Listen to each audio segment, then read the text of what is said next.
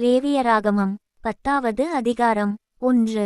பின்பு ஆரோனின் குமாரராகிய நாதாபும் அபியூவும் தந்தன் தூபகலசத்தை எடுத்து அவைகளில் அக்கினியையும் அதின்மேல் தூபவர்க்கத்தையும் போட்டு கர்த்தர் தங்களுக்கு கட்டளையிடாத அந்நிய அக்கினியை அவருடைய சந்நிதியில் கொண்டு வந்தார்கள். 2. அப்பொழுது அக்கினி கர்த்தருடைய சந்நிதியிலிருந்து புறப்பட்டு அவர்களை பட்சித்தது. அவர்கள் கர்த்தருடைய சந்நிதியில் செத்தார்கள். 3. அப்பொழுது மோசே ஆரோனை நோக்கி, என்னிடத்தில் சேருகிறவர்களால் நான் பரிசுத்தம் பண்ணப்பட்டு சகல ஜனங்களுக்கும் முன்பாக நான் மகிமைப்படுவேன் என்று கர்த்தர் சொன்னது இதுதான் என்றான். ஆரோன் பேசாமலிருந்தான். 4. பின்பு மோசே ஆரோனின் சிறிய தகப்பனான ஊசியேலின் குமாரராகிய மீசவேலையும் எல்சாபானையும் அழைத்து, நீங்கள் கிட்ட வந்து உங்கள் சகோதரரை பரிசுத்த ஸ்தலத்துக்கு முன்னின்று எடுத்து பாளையத்துக்கு புறம்பே கொண்டு போங்கள் என்றான். 5. மோசே சொன்னபடி அவர்கள் கிட்ட வந்து அவர்களை அவர்கள் உடுத்தியிருந்த சட்டைகளோடும் எடுத்து பாளையத்துக்கு புறம்பே கொண்டு போனார்கள். 6. மோசே ஆரோனையும் எலெயாசார் இத்தாமார் என்னும் அவன் குமாரரையும் நோக்கி, நீங்கள் சாகாதபடிக்கும் சபையனைத்தின்மேலும் கடுங்கோபம் வராதபடிக்கும் நீங்கள் உங்கள் தலைப்பாகையை எடுத்து போடாமலும் உங்கள் வஸ்திரங்களை கிழிக்காமலும் இருப்பீர்களாக. உங்கள் சகோதரராகிய இஸ்ரவேல் குடும்பத்தார் யாவரும் கர்த்தர் கொளுத்தின இந்த அக்கினிக்காக புலம்புவார்களாக. 7. நீங்கள் சாகாதபடிக்கு ஆசரிப்பு கூடாரவாசலிலிருந்து புறப்படாதிருங்கள், கர்த்தருடைய அபிஷேக தைலம் உங்கள் மேல் இருக்கிறதே என்றான். அவர்கள் மோசேயினுடைய வார்த்தையின்படியே செய்தார்கள். 8. கர்த்தர் ஆரோனை நோக்கி, 9.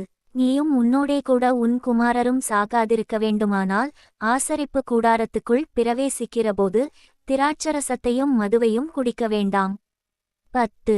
பரிசுத்தமுள்ளதற்கும் பரிசுத்தமில்லாததற்கும் தீட்டுள்ளதற்கும் தீட்டில்லாததற்கும் வித்தியாசம் பண்ணும்படிக்கும். 11. கர்த்தர் மோசேயை கொண்டு இஸ்ரவேல் புத்திரருக்குச் சொன்ன சகல பிரமாணங்களையும் அவர்களுக்கு போதிக்கும்படிக்கும் இது உங்கள் தலைமுறைதோறும் நித்திய கட்டளையாயிருக்கும் என்றார். 12. மோசே ஆரோனையும் மீதியாயிருந்த அவன் குமாரராகிய எலெயாசாரையும் இத்தாமாரையும் நோக்கி, நீங்கள் கர்த்தருடைய தகனபலிகளில் மீதியான போஜனபலியை எடுத்து பலிபீடத்தண்டையிலே புளிப்பில்லாததாக புசியுங்கள், அது மகா பரிசுத்தமானது. 13. அதை பரிசுத்த ஸ்தலத்திலே புசியுங்கள், அது கர்த்தருடைய தகனபலிகளில் உனக்கும் உன் குமாரருக்கும் ஏற்படுத்தப்பட்டதாயிருக்கிறது, இப்படி கட்டளை பெற்றிருக்கிறேன். 14. அசைவாட்டும் மார்க்கண்டத்தையும் ஏறெடுத்து படைக்கும் முன்னந்தொடையையும் நீயும் உன்னோடே கூட உன் குமாரரும் குமாரத்திகளும் சுத்தமான ஸ்தலத்திலே புசிப்பீர்களாக.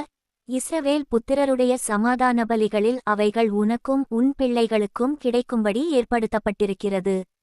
15. கொழுப்பாகிய தகனபலிகளோடே அவர்கள் கர்த்தருடைய சந்நிதியில் அசைவாட்டும் பலியாக அசைவாட்டும்படி ஏறெடுத்து படைக்கும் முன்னந்தொடையையும் அசைவாட்டும் மார்க்கண்டத்தையும் கொண்டுவருவார்கள், அது கர்த்தர் கட்டளையிட்டபடியே உனக்கும் உன் பிள்ளைகளுக்கும் நித்திய கட்டளையாக ஏற்படுத்தப்பட்டிருக்கிறது என்றான். 16. பாவநிவாரண பலியாகச் செலுத்தப்பட்ட வெள்ளாட்டுக்கடாவை மோசே தேடிப் பார்த்தான், அது தகனிக்கப்பட்டிருந்தது. ஆகையால் மீதியாயிருந்த எலெயாசார் இத்தாமார் என்னும் ஆரோனின் குமாரர்மேல் அவன் கோபங்கொண்டு, 17. பாவநிவாரண பலியை நீங்கள் பரிசுத்த ஸ்தலத்தில் புசியாமற்போனதென்ன? அது மகா பரிசுத்தமாயிருக்கிறதே. சபையின் அக்கிரமத்தைச் சுமந்து தீர்ப்பதற்கு கர்த்தருடைய சந்நிதியில் அவர்களுக்காக பாவநிவிர்த்தி செய்யும்பொருட்டு அதை உங்களுக்கு கொடுத்தாரே. 18. அதன் இரத்தம் பரிசுத்த ஸ்தலத்துக்குள்ளே கொண்டுவரப்படவில்லையே. நான் கட்டளையிட்டபடி நீங்கள் அதை பரிசுத்த ஸ்தலத்தில் புசிக்க வேண்டியதாயிருந்ததே என்றான். 19. அப்பொழுது ஆரோன் மோசேயை நோக்கி, அவர்கள் தங்கள் பாவநிவாரண பலியையும் தங்கள் சர்வாங்க தகனபலியையும் கர்த்தருடைய சந்நிதியில் செலுத்தின இன்றுதானே எனக்கு இப்படி நேரிட்டதே. பாவநிவாரண பலியை இன்று நான் புசித்தேனானால் அது கர்த்தரின் பார்வைக்கு நன்றாயிருக்குமோ என்றான். 20. மோசே அதை கேட்டபோது அமைதலாயிருந்தான். லேவியராகமம் 11வது அதிகாரம் 1. கர்த்தர் மோசேயையும் ஆரோனையும் நோக்கி, 2. நீங்கள் இஸ்ரவேல் புத்திரரோடே சொல்ல வேண்டியது என்னவென்றால், பூமியிலிருக்கிற சகல மிருகங்களிலும் நீங்கள் புசிக்கத்தக்க ஜீவ ஜந்துக்கள் யாதெனில். 3. மிருகங்களில் விரிகுளம்புள்ளதாயிருந்து குளம்புகள் இரண்டாக பிரிந்திருக்கிறதும் அசை போடுகிறதுமானவைகளையெல்லாம் நீங்கள் புசிக்கலாம். 4. ஆனாலும் அசை போடுகிறதும் விரிகுளம்புள்ளதுமானவைகளில் ஒட்டகமானது அசை போடுகிறதாயிருந்தாலும் அதற்கு விரிகுளம்பில்லாதபடியால் அது உங்களுக்கு அசுத்தமாயிருக்கும். 5. குழிமுசலானது அசை போடுகிறதாயிருந்தாலும் அதற்கு விரிகுளம்பில்லை, அது உங்களுக்கு அசுத்தமாயிருக்கும். 6. முயலானது அசை போடுகிறதாயிருந்தும் அதற்கு விரிகுளம்பில்லை, அது உங்களுக்கு அசுத்தமாயிருக்கும். 7. பன்றியின் குளம்பு விரிகுளம்பும் இரண்டாக பிரிந்ததுமாயிருந்தும் அது அசை போடாது, அது உங்களுக்கு அசுத்தமாயிருக்கும். 8. இவைகளின் மாம்சத்தை புசிக்கவும் இவைகளின் உடல்களை தொடவும் வேண்டாம், இவைகள் உங்களுக்கு தீட்டாயிருக்க கடவது. 9. ஜலத்திலிருக்கிறவைகளில் நீங்கள் புசிக்கத்தக்கது யாதெனில் கடல்களும் ஆறுகளுமாகிய தண்ணீர்களிலே சிறகும் சேற்றும் உள்ளவைகளையெல்லாம் நீங்கள் புசிக்கலாம். 10. ஆனாலும் கடல்களும் ஆறுகளுமாகிய தண்ணீர்களில் நீந்துகிறதும் வாழ்கிறதுமான பிராணிகளில் சிறகும் சேற்றும் இல்லாதவைகள் யாவும் உங்களுக்கு அருவருப்பாயிருப்பதாக. 11. அவைகள் உங்களுக்கு அருவருப்பாயிருக்க கடவது, அவைகளின் மாம்சத்தை புசியாதிருந்து அவைகளின் உடல்களை அருவருப்பீர்களாக. 12. தண்ணீர்களிலே சிறகும் சேற்றும் இல்லாத யாவும் உங்களுக்கு அருவருப்பாயிருக்க கடவது. 13. பறவைகளில் நீங்கள் புசியாமல் அருவருக்க வேண்டியவைகள் யாதெனில் கழுகும் கருடனும் கடலுராஞ்சியும். 14. பருந்தும் சகலவித வல்லூரும். 15. சகலவித காகங்களும். 16. தீக்குருவியும் கூகையும் செம்புகமும் சகலவித டேகையும். 17. ஆந்தையும் நீர்க்காகமும் கோட்டானும். 18. நாரையும் கூழக்கடாவும் குருகும். 19. கொக்கும் சகலவித ராஜாளியும் புழுக்கொத்தியும் வௌவாலும் ஆகிய இவைகளே. 20. பறக்கிறவைகளில் 4 காலால் நடமாடுகிற ஊரும்பிராணிகள் யாவும் உங்களுக்கு அருவருப்பாயிருப்பதாக. 21. ஆகிலும் பறக்கிறவைகளில் 4 காலால் நடமாடுகிற யாவிலும் நீங்கள் புசிக்கத்தக்கது யாதெனில் தரையிலே தத்துகிறதற்கு கால்களுக்குமேல் தொடைகள் உண்டாயிருக்கிறவைகளிலே. 22. வெட்டுக்கிளி ஜாதியாயிருக்கிறதையும் சோலையாம் என்னும் கிளிஜாதியாயிருக்கிறதையும் அர்கோல் என்னும் கிளிஜாதியாயிருக்கிறதையும் ஆகாபு என்னும் கிளிஜாதியாயிருக்கிறதையும் நீங்கள் புசிக்கலாம். 23. பறக்கிறவைகளில் 4 காலால் நடமாடுகிற மற்ற யாவும் உங்களுக்கு அருவருப்பாயிருப்பதாக. 24. அவைகளாலே தீட்டுப்படுவீர்கள், அவைகளின் உடலை தொடுகிறவன் எவனும் சாயங்காலம் மட்டும் தீட்டுப்பட்டிருப்பான். 25. அவைகளின் உடலைச் சுமந்தவன் எவனும் தன் வஸ்திரங்களை தோய்க்கக் கடவன், அவன் சாயங்காலம் மட்டும் தீட்டுப்பட்டிருப்பான். 26. விரிநகங்களுள்ளவைகளாயிருந்தும் இருபிளவான குளம்பில்லாமலும் அசை போடாமலும் இருக்கிற மிருகங்கள் யாவும் உங்களுக்கு அசுத்தமாயிருப்பதாக, அவைகளை தொடுகிறவன் எவனும் தீட்டுப்படுவான். 27. 4 காலால் நடக்கிற சகல ஜீவன்களிலும் தங்கள் உள்ளங்கால்களை ஊன்றி நடக்கிற யாவும் உங்களுக்கு அசுத்தமாயிருப்பதாக, அவைகளின் உடலை தொடுகிறவன் எவனும் சாயங்காலம் மட்டும் தீட்டுப்பட்டிருப்பான். 28. அவைகளின் உடலைச் சுமந்தவன் தன் வஸ்திரங்களை தோய்க்கக் கடவன், அவன் சாயங்காலம் மட்டும் தீட்டுப்பட்டிருப்பான், இவைகள் உங்களுக்கு தீட்டாயிருக்க கடவது. 29. தரையில் ஊறுகிற பிராணிகளில் உங்களுக்கு அசுத்தமானவைகள் எவையெனில் பெருச்சாளியும் எலியும் சகலவிதமான ஆமையும். 30. உடும்பும் அழுங்கும் ஓணானும் பல்லியும் பச்சோந்தியும் ஆகிய இவைகளே. 31. சகல ஊரும் பிராணிகளிலும் இவைகள் உங்களுக்கு தீட்டாயிருக்க கடவது, அவைகளில் செத்ததை தொடுகிறவன் எவனும் சாயங்காலம் மட்டும் தீட்டுப்பட்டிருப்பான். 32. அவைகளில் செத்தது ஒன்று யாதொன்றின்மேல் விழுந்தால் அது தீட்டுப்பட்டிருக்கும், அது மரப்பாத்திரமானாலும் வஸ்திரமானாலும் தோலானாலும் பையானாலும் வேலை செய்கிறதற்கேற்ற ஆயுதமானாலும் சாயங்காலம் மட்டும் தீட்டாயிருக்கும், அது தண்ணீரில் போடப்பட வேண்டும், அப்பொழுது சுத்தமாகும். 33. அவைகளில் ஒன்று மண்பாண்டத்துக்குள் விழுந்தால் அதற்குள் இருக்கிறவை யாவும் தீட்டுப்பட்டிருக்கும், அதை உடைத்து போட வேண்டும். 34.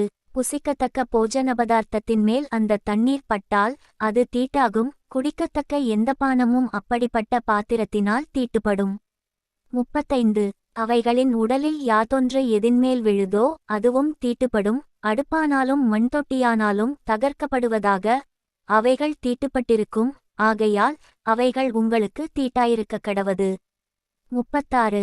ஆனாலும் நீரூற்றும் மிகுந்த ஜலம் உண்டாகிய கிணறும் சுத்தமாயிருக்கும், அவைகளிலுள்ள உடலை தொடுகிறவனோ தீட்டுப்படுவான்.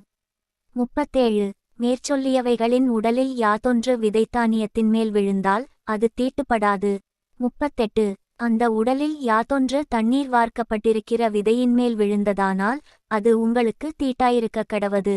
39 உங்களுக்கு ஆகாரத்துக்கான ஒரு மிருகம் செத்தால் அதன் உடலை தொடுகிறவன் சாயங்காலம் மட்டும் தீட்டுப்பட்டிருப்பான். 40 அதன் மாம்சத்தை புசித்தவன் தன் வஸ்திரங்களை தோய்க்கக் கடவன், அவன் சாயங்காலம் மட்டும் தீட்டுப்பட்டிருப்பான். அதன் உடலை எடுத்துப்போனவனும் தன் வஸ்திரங்களை தோய்க்கக் கடவன், அவனும் சாயங்காலம் மட்டும் தீட்டுப்பட்டிருப்பான். 41 தரையில் ஊறுகிற பிராணிகளெல்லாம் உங்களுக்கு அருவருப்பாயிருக்க கடவது, அவை புசிக்கப்படலாகாது. 42 தரையில் ஊறுகிற சகல பிராணிகளிலும் வயிற்றினால் நகருகிறவைகளையும் 4 காலால் நடமாடுகிறவைகளையும் அநேகங்கால்களுள்ளவைகளையும் புசியாதிருப்பீர்களாக, அவைகள் அருவருப்பானவைகள். 43 ஊறுகிற எந்த பிராணிகளிலும் உங்களை அருவருப்பாக்கிக் கொள்ளாமலும் அவைகளால் தீட்டுப்படாமலும் இருப்பீர்களாக, அவைகளாலே நீங்கள் தீட்டுப்படுவீர்கள். 44 நான் உங்கள் தேவனாகிய கர்த்தர், நான் பரிசுத்தர் ஆகையால் தரையில் ஊறுகிற எந்த பிராணிகளிலும் உங்களை தீட்டுப்படுத்தாமல் உங்களை பரிசுத்தமாக்கிக் கொண்டு பரிசுத்தராயிருப்பீர்களாக. 45 நான் உங்கள் தேவனாயிருக்கும்படி உங்களை எகிப்து தேசத்திலிருந்து வரப்பண்ணின கர்த்தர், நான் பரிசுத்தர் ஆகையால் நீங்களும் பரிசுத்தராயிருப்பீர்களாக. 46 சுத்தமானதற்கும் அசுத்தமானதற்கும் புசிக்கத்தக்க ஜந்துக்களுக்கும் புசிக்கத்தகாத ஜந்துக்களுக்கும் வித்தியாசம் பண்ணும் பொருட்டு. 47 மிருகத்துக்கும் பறவைகளுக்கும் தண்ணீர்களில் நீந்துகிற சகல ஜீவஜந்துக்களுக்கும் பூமியின்மேல் ஊறுகிற சகல பிராணிகளுக்கும் அடுத்த பிரமாணம் இதுவே என்று சொல்லுங்கள் என்றார். லேவியராகமம் 12வது அதிகாரம். 1 பின்னும் கர்த்தர் மோசேயை நோக்கி, 2 நீ இஸ்ரவேல் புத்திரரோடே சொல்ல வேண்டியது என்னவென்றால், ஒரு ஸ்திரீ கர்ப்பவதியாகி ஆண்பிள்ளையை பெற்றால் அவள் சூதகஸ்திரீ விலக்கமாயிருக்கும் நாட்களுக்குச் சரியாக 7 நாள் தீட்டாயிருப்பாள். 3 8ஆம் நாளிலே அந்த பிள்ளையினுடைய நுனித்தோலின் மாம்சம் விருத்த சேதனம் பண்ணப்பட கடவது. 4 பின்பு அவள் 33 நாள் தன் உதிரச் சுத்திகரிப்பு நிலையிலே இருந்து சுத்திகரிப்பின் நாட்கள் நிறைவேறுமளவும் பரிசுத்தமான யாதொரு வஸ்துவை தொடவும் பரிசுத்த ஸ்தலத்துக்குள் வரவும் கூடாது.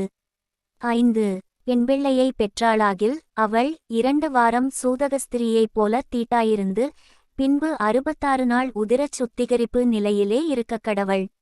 6 அவள் ஆண்பிள்ளையையாவது பெண்பிள்ளையையாவது பெற்றதற்காக அவளுடைய சுத்திகரிப்பின் நாட்கள் நிறைவேறின பின்பு அவள் ஒரு வயதான ஆட்டுக்குட்டியை சர்வாங்க தகனபலியாகவும் ஒரு புறாக்குஞ்சையாவது காட்டுப்புறாவையாவது பாவநிவாரண பலியாகவும் ஆசரிப்பு கூடாரவாசலில் ஆசாரியனிடத்திற்கு கொண்டுவரக்கடவள். 7 அதை அவன் கர்த்தருடைய சந்நிதியில் பலியிட்டு அவளுக்காக பாவநிவிர்த்தி செய்வானாக. அப்பொழுது அவள் தன் உதிர ஊரலின் தீட்டு நீங்கிச் சுத்தமாவாள். இது ஆண்பிள்ளையையாவது பெண்பிள்ளையையாவது பெற்றவளை குறித்த பிரமாணம். 8 ஆட்டுக்குட்டியை கொண்டுவர அவளுக்குச் சக்தியில்லாதிருந்தால் 2 காட்டுப்புறாக்களையாவது 2 புறாக்குஞ்சுகளையாவது ஒன்றைச் சர்வாங்க தகனபலியாகவும் மற்றொன்றை பாவநிவாரண பலியாகவும் கொண்டுவரக்கடவள். அதனால் ஆசாரியன் அவளுக்காக பாவநிவிர்த்தி செய்யக்கடவன், அப்பொழுது அவள் சுத்தமாவாள் என்று சொல் என்றார்.